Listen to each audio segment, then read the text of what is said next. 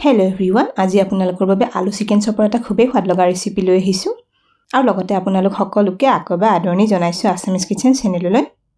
Chicken চপ বা chicken কাটলেটৰ এই ৰেচিপিটো ঘৰতে থকা একেবাৰে কম বস্তুৰে সহজতে বনাব পৰা যায় আৰু এই চপ বা কাটলেটটো খাবলৈ একেবাৰে হোটেল বা ৰেষ্টুৰেণ্টৰ চপটোৰ দৰে সোৱাদ লগা হয়। আশা কৰোঁ আপোনালোকে আজিৰ ৰেচিপিটো নিশ্চয় ভাল পাব। তেনেহ'লে ভিডিঅ'টো শেষলৈকে চাই থাকিব। চিকেন চপ বনাবলৈ মই ব্যৱহাৰ কৰা ইনগ্ৰিডিয়েণ্টছখিনি আপোনালোকে স্ক্ৰীনত দেখিবলৈ পাইছে। এয়া কেৰাহী এটাত প্ৰথমতে পানী অলপ উতলিবলৈ দিছোঁ। এতিয়া পানীখিনিত 5-6 টুকুৰামান চিকেনৰ টুকুৰা দি ল'ম। এই চিকেনখিনিত এয়া আধা চামুচমান জালুকৰ গুড়ি দি লৈছোঁ আৰু এয়া জোখমতে অলপ নিমখ দি ল'লোঁ। এতিয়া এই চিকেনখিনি 10 মিনিটমান গেছৰ মিডিয়াম ফ্লেমত সিজিব দিম। এয়া কেৰাহী ঢাকনিখন লগাই দিলোঁ। 10-12 মিনিটমান পিছত কেৰাহী ঢাকনিখন আঁতৰাই লৈছোঁ।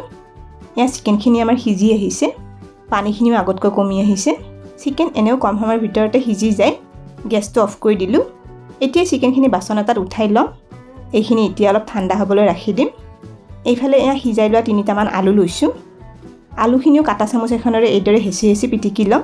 এই সিজোৱা আলুখিনিত পানী যাতে লাগি নাথাকে সেইটো এবাৰ চাই ল'ব লাগে। আলুখিনি আপোনালোকে হাতেৰেও পিটিকি ল'ব পাৰে। এতিয়া কেৰাহী এটাত এয়া 2 চামুচ ৰিফাইন তেল গৰম কৰি লৈছোঁ। তেলখিনিত মিহিকৈ কাটি লোৱা এটা পিঁয়াজ দি ল'লোঁ। এয়া আধা চামুচ আদা নহৰু পেষ্ট দি দিছোঁ। এইখিনি কেঁচা গোন্ধটো যোৱালৈ অলপ সময় ভাজি ল'ম।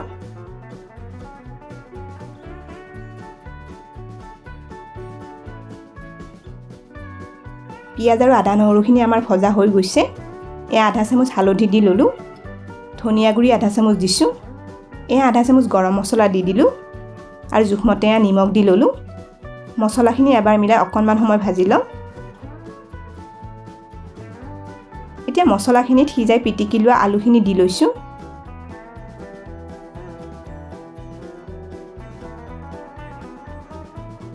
আলুখিনিও মছলাখিনিৰ লগত ভালদৰে এবাৰ মিলাই ল'ম। ইয়াতে দিয়া মছলাবোৰৰ পৰিমাণ আপোনালোকে নিজৰ প্ৰয়োজন অনুসৰি অলপ কম বেছি কৰি ল'ব পাৰে। এই আলুখিনি কিন্তু বেছিকৈ ভাজি থাকিব নালাগে, এবাৰ মিলাই ল'লেই হৈ যাব। গেছটো অফ কৰি দিছোঁ। এতিয়া আধা চামুচমান জালুকৰ গুড়ি আলুখিনিত দি ল'লোঁ। আকৌ এবাৰ গোটেইখিনি মিলাই লৈছোঁ। এতিয়া আলুৰ মিশ্ৰণখিনি অলপ ঠাণ্ডা হ'বলৈ থৈ দিম। এই আমাৰ চিকেনৰ টুকুৰাখিনিও ঠাণ্ডা হৈ পৰিছে। চিকেনৰ টুকুৰাখিনি এইদৰে সৰু সৰু টুকুৰা কৰি ছিঙি ল'ম। এইখিনিতে এটা ৰিকুৱেষ্ট কৰিলোঁ, ভিডিঅ'টো চাই ভাল পালে লাইক আৰু শ্বেয়াৰ কৰি দিব। আপোনালোকৰ যিসকলে আমাৰ চেনেলটো এতিয়ালৈকে ছাবস্ক্ৰাইব কৰা নাই তেওঁলোকক আমাৰ চেনেলটো ছাবস্ক্ৰাইব কৰিবলৈ ৰিকুৱেষ্ট কৰিলোঁ আৰু কাষতে থকা বেল আইকনটো টিপি ন'টিফিকেশ্যন অল কৰি দিব। এইখিনি চাওক, গোটেইখিনি চিকেন মই এইদৰে সৰু সৰু টুকুৰা কৰি ল'লোঁ। এই চিকেনৰ টুকুৰাখিনি পিছত চপ বনাবলৈ ব্যৱহাৰ কৰিম। এইফালে মিক্সাৰ গ্ৰাইণ্ডাৰৰ জাৰ এটা লৈছোঁ। ইয়াতে আধা বাটি কৰ্ণফ্লেক্স দি ল'লোঁ। এইখিনি এবাৰ গুড়ি কৰি ল'ম। এই কৰ্ণফ্লেক্সখিনি খুব বেছি মিহিকৈ গুড়ি কৰি নল'লেও হ'ব আৰু আপোনালোকে ইয়াতে কৰ্ণফ্লেক্সৰ সলনি 2খনমান ব্ৰেড ব্যৱহাৰ কৰিবও পাৰে। এতিয়া ব্ৰেডখিনিও একেদৰে গুড়ি কৰি ল'ব লাগিব। এয়া কৰ্ণফ্লেক্সখিনি মই গুড়ি কৰি ল'লোঁ। এইখিনি দেখিছেনে, মই খুব বেছি মিহিকৈ গুড়ি কৰি লোৱা নাই। কৰ্ণফ্লেক্সখিনি এনেকৈ গুড়ি কৰি ল'লেই হৈ যাব। আৰু এইফালে প্লেট এখনত কণী এটা লৈছোঁ। কণীটোত অকণমান নিমখ দি ল'ম। এতিয়া কণীটো ভালদৰে এবাৰ ফেটি ল'ম। কৰ্ণফ্লেক্সৰ গুড়ি আৰু এই কণীখিনি চপ বনাবলৈ আমি পিছত ব্যৱহাৰ কৰিম। এইফালে এয়া আমাৰ আলু মছলাখিনিও অলপ ঠাণ্ডা হৈ পৰিছে।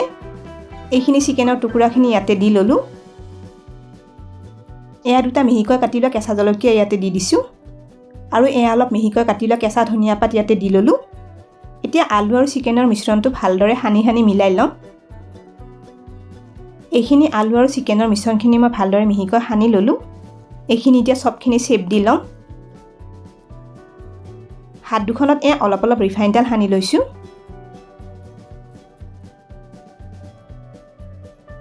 এতিয়া অলপ অলপ আলুৰ মিশ্ৰণ হাতত লৈ লৈছোঁ।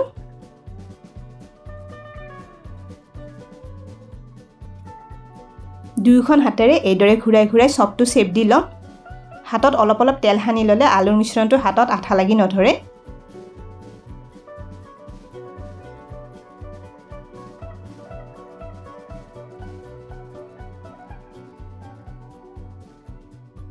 এয়া চাওক, চপটো মই এনেকৈ শ্বেপ দি ল'লোঁ।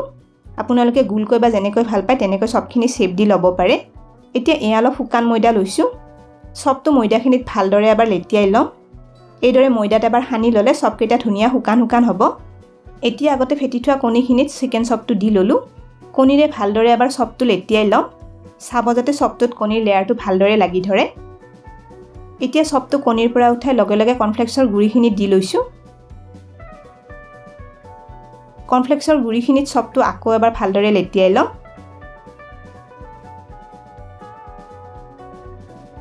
এইদৰে ঘূৰাই ঘূৰাই চবটো ভালদৰে কৰ্ণফ্লেক্সৰ গুড়িখিনিত সানি ল'ব লাগিব।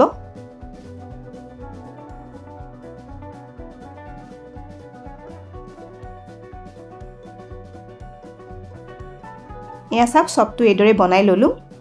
এয়া মই চবখিনি চেপ দি ল'লোঁ। এই চবটো আপোনালোকে ফ্ৰিজত 2-3 দিনলৈ বনাই থৈ দিবও পাৰে আৰু পিছত ভাজি খাবও পাৰে আৰু খাবলৈ মন গ'লে লগে লগে ভাজি খাবও পাৰে। কেৰাহী এটাত এয়া ৰিফাইন তেল গৰম কৰি লৈছোঁ। এতিয়া গেছৰ ফ্লেমটো অলপ কমাই তেলখিনি অলপ ঠাণ্ডা হোৱা 2টা চব তেলত দি ল'লোঁ। চবকেইটা কিন্তু তেলখিনি গৰমে গৰমে থাকোঁতেই দি ল'ব নালাগে, নহ'লে চবকেইটা বেছি গৰম তেলত ভজাগৈ ক'লা পৰি যাব পাৰে। আৰু চবকেইটা এতিয়া 2 মিনিটমান ভাজি থাকিব দিম। লগে লগে হেতাৰে চবকেইটা লৰাব নালাগে, নহ'লে চবকেইটা ভাঙি যাব পাৰে। 2 মিনিটমান পিছত চবকেইটা অলপ অলপ লৰাই ওলটাই দি লৈছোঁ। এনেকৈ চাৰিওফালে অলপ অলপ ৰঙচুৱা হৈ অহালৈ চবকেইটা ওলটাই দি 5 মিনিটমান ভাজি ল'ব লাগিব।